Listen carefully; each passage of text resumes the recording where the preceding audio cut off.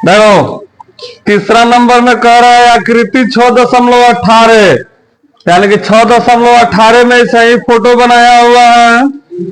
इसमें कह रहा है एलएम समांतर सीबी है। हम लोग सबसे पहले देख रहे हैं एलएम कहाँ पे है। एलएम समांतर है सीबी के, यानी कि ऐसे समांतर के चिन्ह दे देते हैं, इससे मालूम चलेगा एलएम समांतर सीबी। और फिर कह रहा है इसमें कि एलएम समांतर सीडी। देखो एलएम यहाँ पे है, ये समांतर है सीडी के। अभी समांतर के चिन्ह पहले ही इसलिए दिए हैं ताकि ये क्वेश्चन में बोला है। तो कह रहा है हम लोग तो सिद्ध कीजिए कि एम बटा ए बी बराबर एन बटा ए डी। तो ऐसा मैथ जब भी हम लोग बनाते हैं तो पहले लिख देते हैं जो जो दिया गया रहता है। लिखेंगे दिया गया है कि एल एम समांतर सीबी है, एल एम समांतर सीबी तथा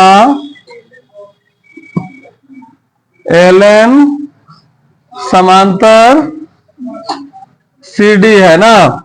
इतना हम लोगों को दिया हुआ है। और सिद्ध क्या करना है, सिद्ध करना है कि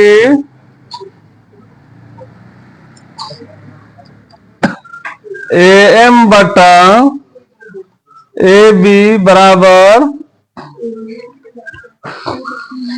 ए एन बटा ए डी। इतना हम लोगों को सिद्ध कर देना है। तो देखो जब भी तुम लोग ऐसा मैथ बनाएगा सर, तो जो चीज दिया रहेगा हम लोग उसी से उठा के बनाना शुरू करेंगे। कैसे?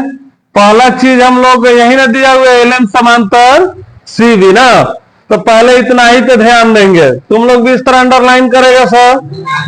हाँ, समझाने के लिए अंडरलाइन किए हैं। तो हम लोग देखेंगे कि एल एम सी बी कहां पे है।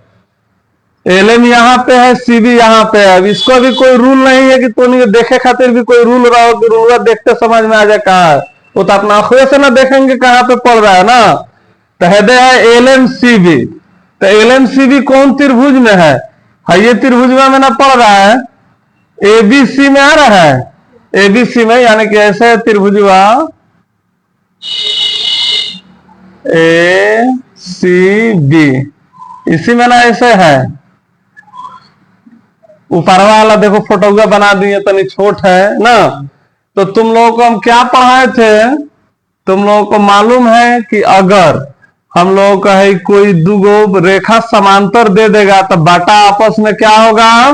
बराबर होगा, यानी कि इसके भुजा का अनुपात बराबर। तो ये हम लोगों को समांतर दे दिया तो हम क्या लिख सकते हैं? एल बटा सी एल बराबर एम बटा बी एम लिख सकते हैं, आराम से लिख सकते हैं।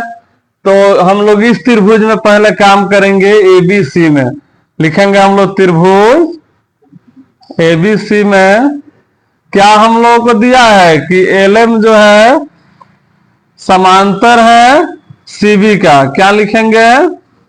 दिया है या दिया गया है।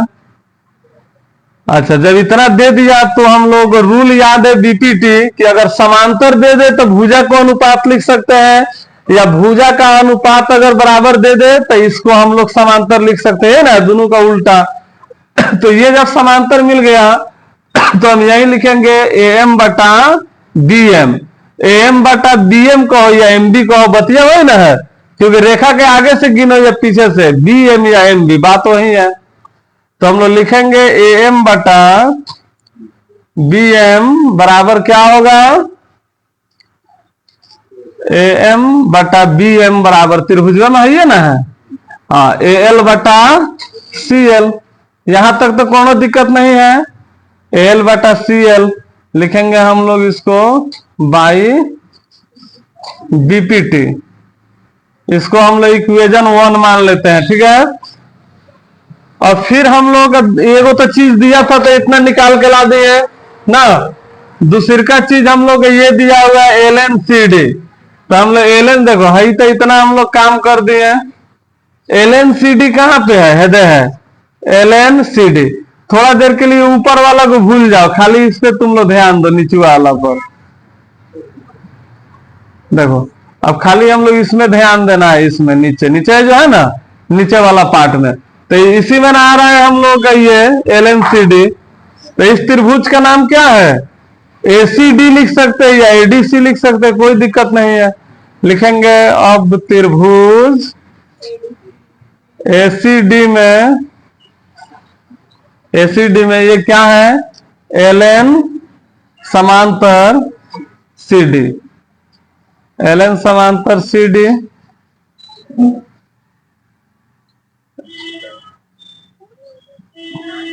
लिख देंगे, दिया गया है।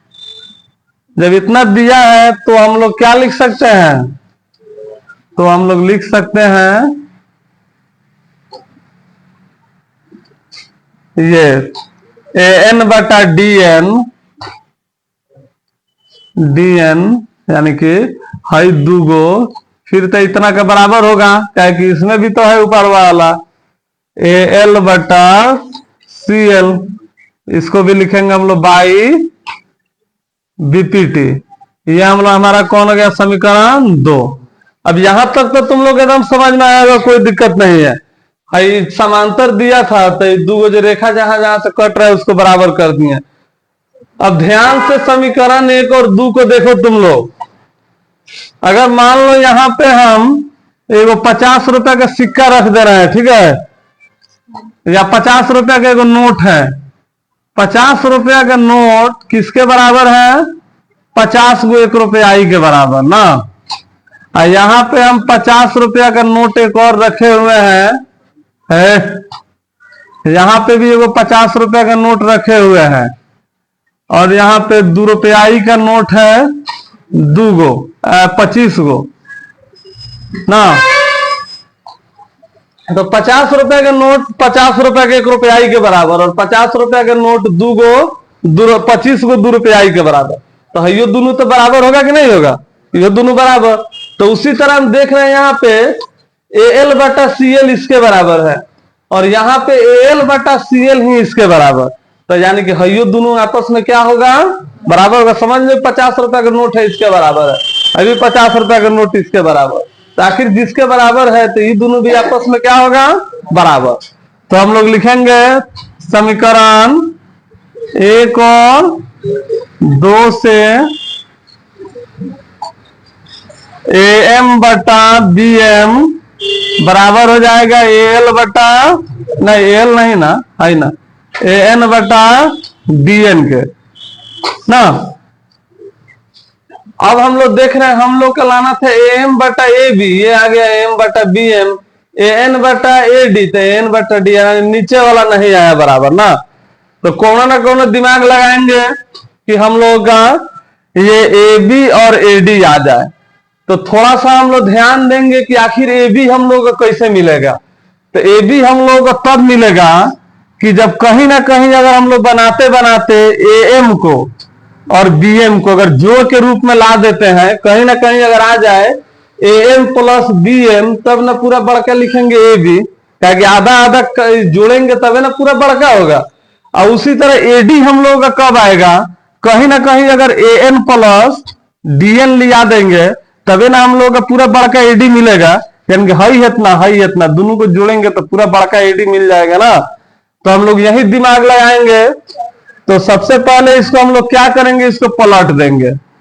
समीकरण का नियम है कि एक काम अगर बायां साइड करे, वही काम अगर हम लोग दायां साइड भी कर दे तो कोई फर्क नहीं पड़ेगा। क्यों पलट रहे हैं अभी तुम लोग को बताएंगे, लेकिन पलट रहे हैं तो यहाँ पे रीजन हम लोग लिख देंगे।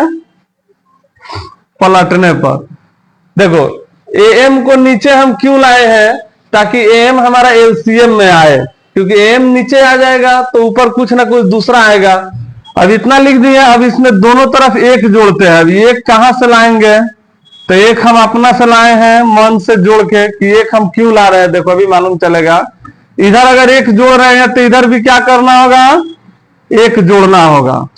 लिख देंगे दोनों तरफ 1 जोड़ने पर, क्योंकि तुम लोग को मालूम है समीकरण का नियम है, जो काम बायां साइड कर दे वही काम दायां साइड। अब देखो 1 हम इसमें क्यों जोड़ रहे हैं?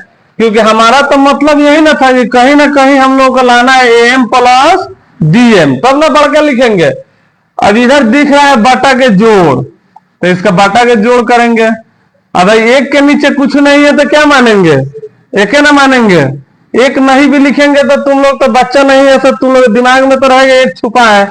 एम का पहाड़ा एम बार में एक बार में कट जाएगा ना, एम एकम एम एक, तो एक से बीएम में गुना करेंगे तो क्या आ गया, बीएम प्लस एक के पहाड़ा में एम कितना बार में, एम बार में, क्योंकि एक के पहाड़ा में तो जोड़ रहता है, जिसको खोजते उतना ही बार में आता है, तो एम से एक में गुना करेंगे क्या आ जाएगा, एम।